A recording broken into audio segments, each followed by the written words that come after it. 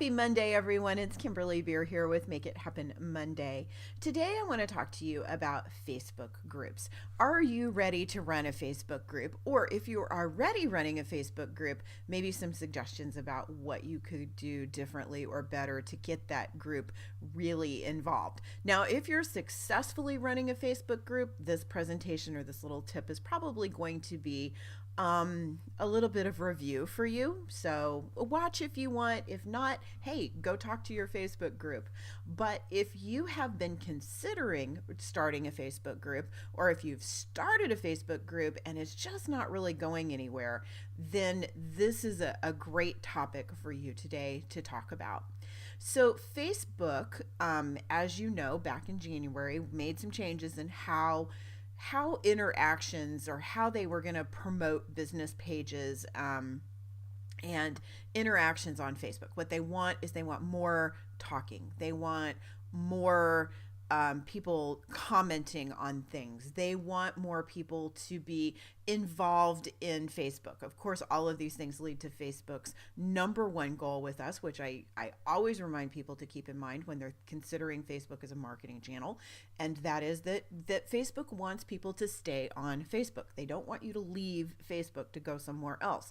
They want you to watch your videos and have your entertainment, and they want you to communicate and be part of your family, all on the Facebook platform. And anytime that you have a marketing plan that gets people to stay on Facebook or gets them to communicate with each other on Facebook, then you're in alignment with that and you can get a lot more traction. Groups are one of those areas because groups do something that Facebook really wants, and that's building community.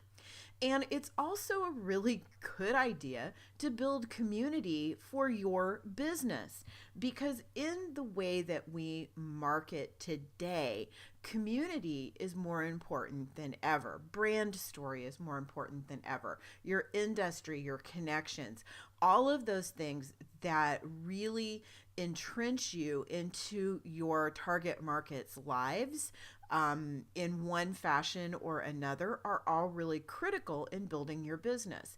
And it's very true for small businesses as well as big businesses. Your community may not be as large, but a active small community can be incredibly powerful. So let's look at a couple of reasons of why you would want to build community.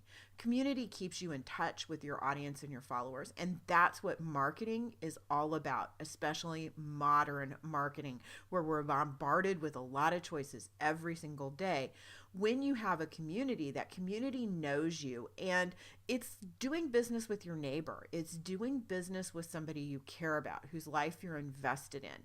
It builds more loyal customers. It builds customers that are more willing to give referrals and testimonials, and it builds repeat business, which we all know is more valuable than that first interaction or first touch.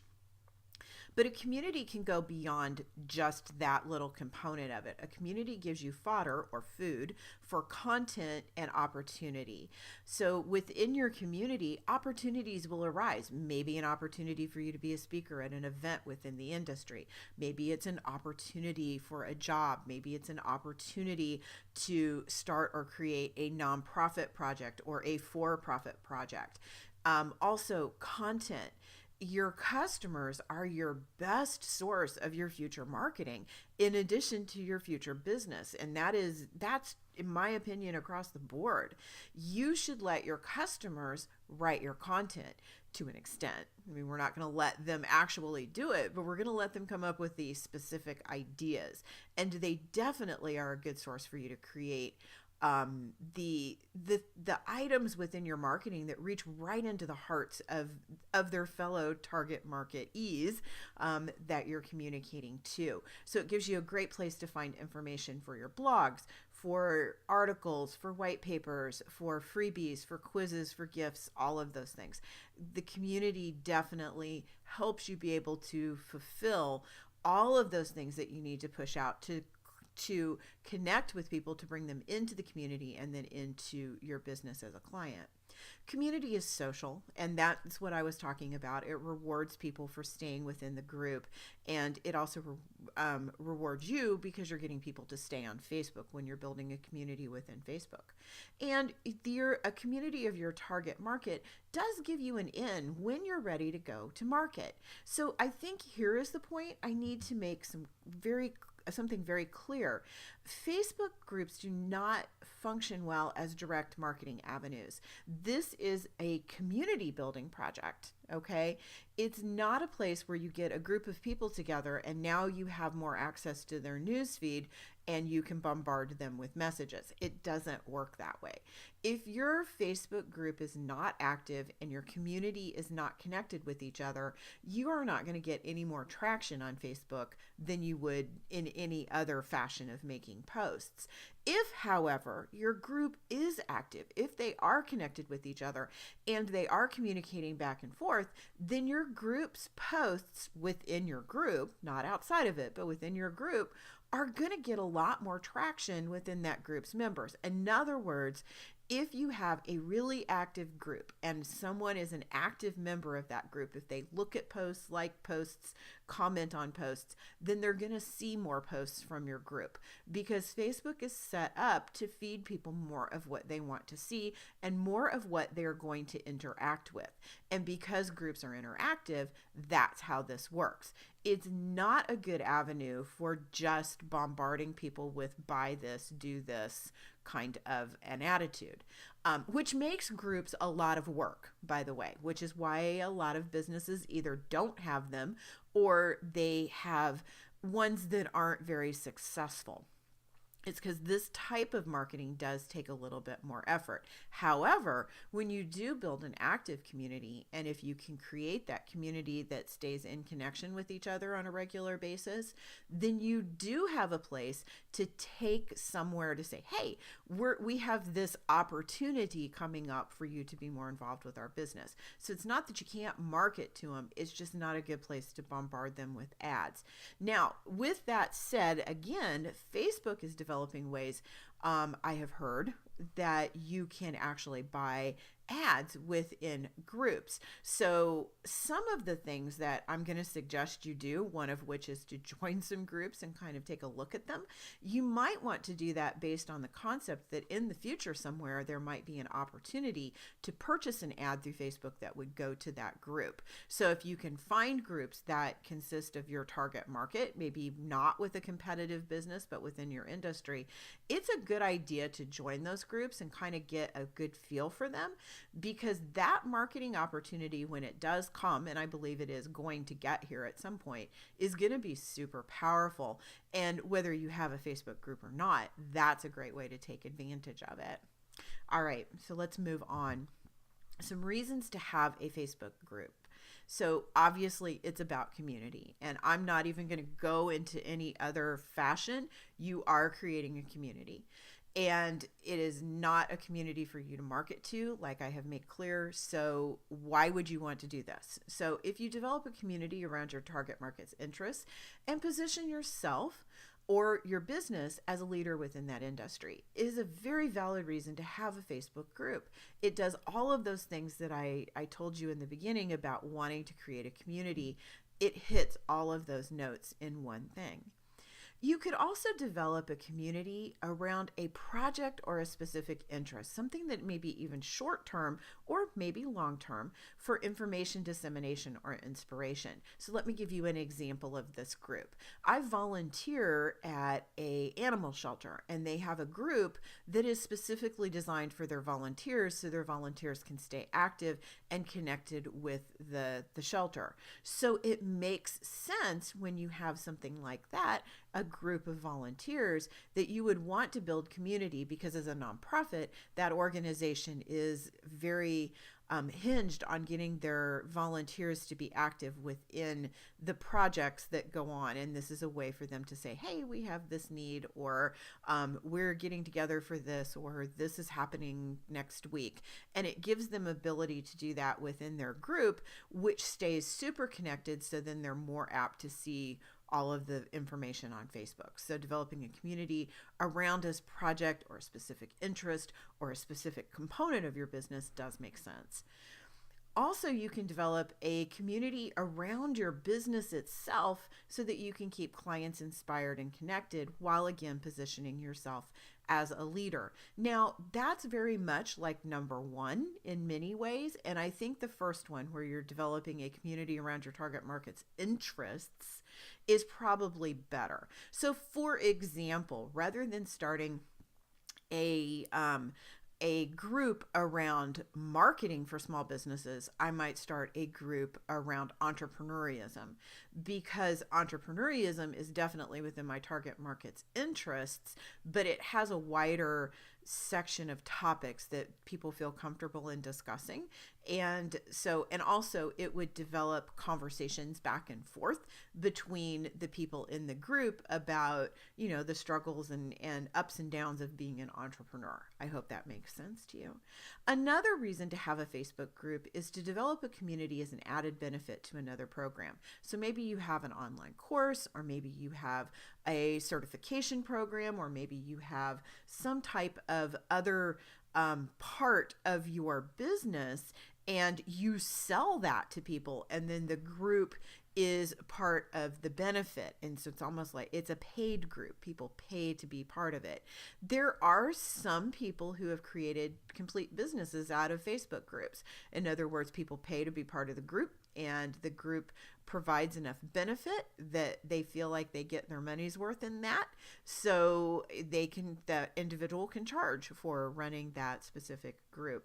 So an example of this is I have a client who has a certification program, and all of the people that are students and graduates within that program have access to a Facebook group, so they can access each other for inspiration, or to bounce each other ideas off, or to, anything, just to build community. Maybe they need a little help. Maybe they need some, prayers, or just a little bit of advice from somebody who's already been through the program. So it gives them an opportunity to connect. And again, it builds that community. Community is strong. And I think it's actually even stronger today, because sometimes I think we lack so much community in our physical world that the online world builds even tighter knit, more cohesive communities than we do have in actual real physical walking around life. There are 3 types of Facebook groups that you can start, and this is about all the advice I'm going to give you on starting the group as far as the technical end of things. It's really pretty easy. Facebook makes it simple. You can Google how to start a Facebook group, and there's probably a link in there. But there is a decision that you have to make right off the bat, and that's what type of group do you want? Do you want it to be open, closed, or secret? And the qualifications there are: an open group, anybody who comes to the group can view the post and its members. So open groups are probably not the best for, they're not the most conducive to people being completely honest. Closed groups are ones where people can view the group information, but only those that are members can access and see the posts. And that's important, by the way, if you're going to be charging for the Facebook group. You want people to be able to see the information about it, but you don't want them to get access to anything more unless they pay for it. Then there's also secret groups, which only accepted group members can view anything regarding the group. So it's not publicized anywhere on Facebook. So you can choose which of those 3 lockdown areas you want to create within your group. I do have, like I said, I wasn't going to get into the technical end of things, but I do have suggestions for making your group successful. First of all, these communities are about people having conversations online. So in order to really make a successful group, you need to seed your group with vocal members who know their job, who you have specifically asked to start and boost conversations, and reward them somehow with a discount or a Starbucks card or something along those lines. You want to make sure that you have members within the group who know that their responsibility is going to be to start and continue conversations, especially in the beginning. Once conversations get started, then it starts to flow from its own. Think 8th grade dance. If you can remember back in 8th grade, you went to your first junior high school dance and all the kids stood on either side of the auditorium until one brave couple got out in the middle of the auditorium and danced. And then all of a sudden everybody was dancing. It works the same at weddings too. That's why they always have that first dance thing to get everybody interested in dancing. So there's always got to be some seeds, some starter groups. So go ahead and recruit yourself some members. So you want to definitely have more than one of these people, otherwise they're talking to themselves. So recruit a few of them, depending upon how big of a group you want to grow as to how many of them that you want to get involved. Definitely choose an alternate moderator in case you can't be present to start or mediate conversations. Group moderation, especially if your group is more open and you don't have a lot of restrictions on who joins it, is really, really, really important. You want to make sure that there are group rules, that people are following those rules, and that you are mediating conversations in case something would get out of hand. This is online communication, so people are behind a screen, which means that they have a lot more confidence in posting things that they might not say to someone in face-to-face conversation. So you definitely want to have that alternate moderator in case for some reason you couldn't be there, or who just kind of checks in. And it can be one of your seed members, by the way. Do join a few groups before you start your own and get an idea of how those groups work. Try to pick groups that are really active. So if you join a few and the groups aren't very active, go ahead and join a few more until you find ones that are, and take a look at what is making them active and successful. Facebook will boost like anything you show an interest in within your timeline within a short period of time. So if you join a group and people are active in it, you should see the posts in your timeline without having to go to the group or your news feed. Sorry, I said that wrong. You'll see them in your news feed even if you don't go to the group. Now, if the group isn't active, or if you don't stop and hesitate or read or like or comment on the posts, eventually they'll fall out of your news feed. So just be aware of that. So if you kind of do this a little research a little sporadically, you may need to go back to the group page and read over the timeline there because you're not seeing the posts in your news feed. Do be prepared to make your group a priority even when participation, and especially when participation is low, because you do have to keep posting. If no one in the group posts, then there's nothing to go out to people. Then after a while, all of that communication falls off of the radar within the algorithm on Facebook. So even when the group isn't participating with each other, you need to be the energy, you need to be the driving force behind that. And again, that's another reason to have a really nice alternate moderator that you can reach out to and say, hey, can you help me with this? Or go back to your seed group and say, look, we're not having a lot of conversation here. Can we go back in and reboost all of this and get people talking again? So it's a very growing entity. Facebook groups are a lot of work. I won't say a lot of work. They're work, especially in the beginning. They are work. As they grow and mature, the work can get to be less, but it can be extremely rewarding work, and it can be extremely fulfilling, not only for your sales quotients, your sales numbers, but also for a multitude of other reasons that you really don't even think about when you're thinking about marketing. And that is creating a tighter knit, more cohesive marketing plan, because you know your target market that much better.